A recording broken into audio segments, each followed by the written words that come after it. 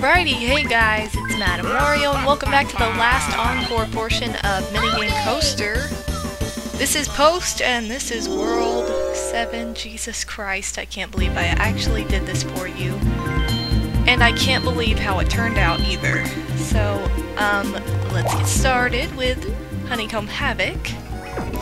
This was my first attempt. It failed miserably because I was stupid and chose 2 too many times, and I'll explain that a little bit better right now with attempt number 2. Now this game, it's partially luck-based, but once you've played it as many times as I have for this portion of the coaster, it becomes more strategy. You start to recognize like the pattern of things. So, which I only played it twice this time, but when I first did Minigame Coaster, I lost the world 8 times or something, so I had to play this a lot, and not all those times I just won this right away. So, I eventually got to the point where I just knew what number to push when. It might have been more than 8 times. I know it was between like 8 and 10 times that I had to play this world originally when I first beat it while my playthrough was going on, so, that's why I was so stressed out to do this. And basically right here, I decided to screw Mario over instead of Luigi.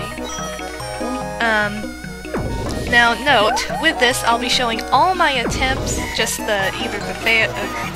if there's more than one, I'll just be showing the fails of previous ones.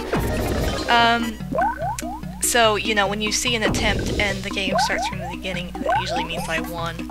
But when in doubt, choose 1. What I learned is if you choose 1, if you're first, choose 1. Next, choose 2. Then, most likely the computer will be kinda stupid, just like I did there. You know, I worked it pretty hard. So, that was my second attempt, and it was 1, magically. Well, not magically. I've played this too many times for it to be magical anymore. Alright, next up is Mecha Marathon. A real hair puller for many people. First attempt, suck. Second attempt, sucky. Third attempt was the worst because my arm was so tired. Never play this right in a row. It's a bad idea. If you lose this like twice, do not play it again right away because your arm will hurt and you will not be able to do this very well.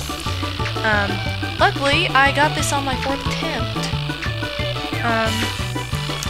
Because, strangely enough, this gave me a lot of trouble. When I first played through this, I will admit this did give me trouble, but not... It wasn't the majority of my troubles in this world at any time.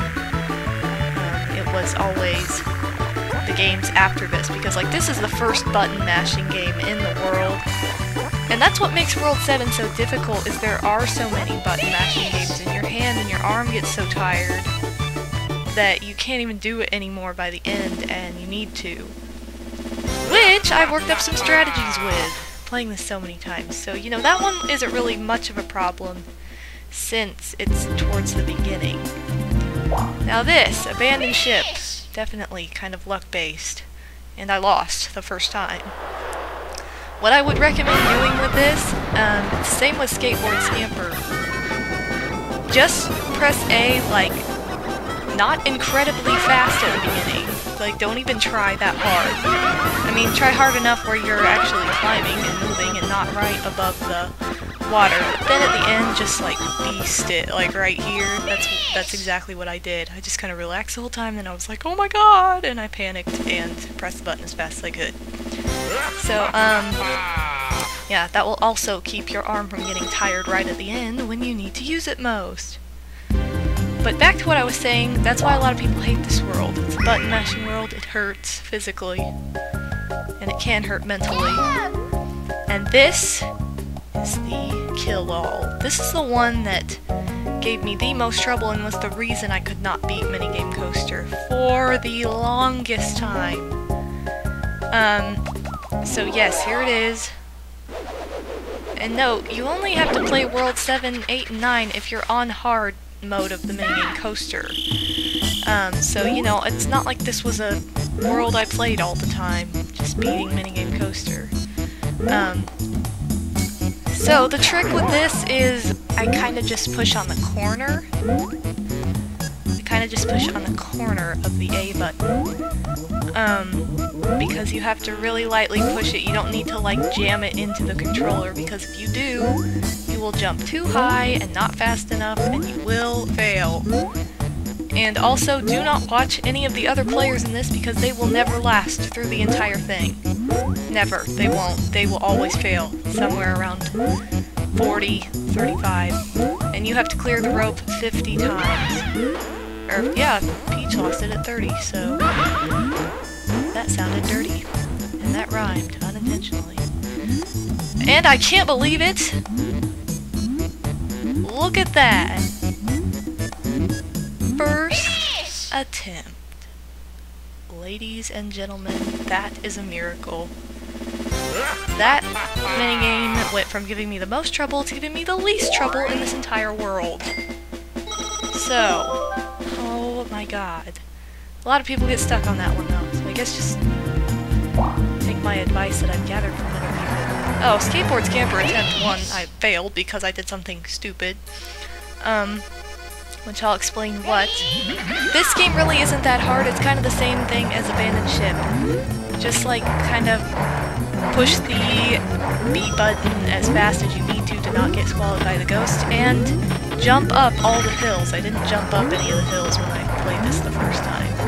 If you jump up the hills, you will get an edge on the other computer players. So that is definitely something you have going for you, and then just mash it at the end. Make like a potato and mash. I don't know why I would ever say anything like that, because I've been avoiding saying stupid things in this video, but oh well. There it was. And for the last minigame of World 7, we have Platform Peril, which is one of my very favorite minigames in Mario Party 2 and in Mario Party 1, strangely enough. I like the music in this version better, though. I like the course in the other one better because it's all checkered and cute. But I do like the music better in this one. This really isn't that hard. Basically, I always try to get in front of one of the computer players, like to kind of block them from doing anything. So, yeah, that's basically all my strategy is with this. That's all I do. And with that, I cleared World 7. Death. Almost. Not really, I didn't even have to pull my hair out. I couldn't believe that world took me one attempt. You have no idea how much I was freaking out. But, time for me to talk about World 8 in the next video.